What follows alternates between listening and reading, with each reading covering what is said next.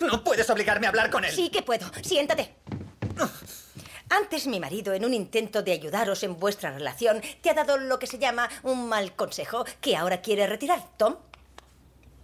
En realidad mantengo todo lo dicho. Mi error ha sido quedarme corto. ¿Qué? Si estáis dispuestos a cortar por una escultura de hielo, hacéis bien en no casaros.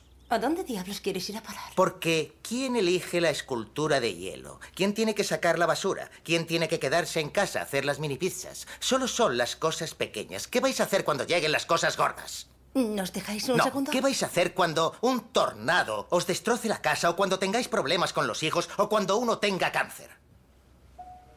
En algún momento la mierda os va a salpicar y por eso ahora, antes de comprometeros, tenéis que preguntaros, ¿esa persona con la que comparto cama merece la pena?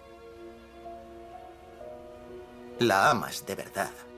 ¿O la amas tanto que ninguna enfermedad, ninguna catástrofe podrá separaros jamás?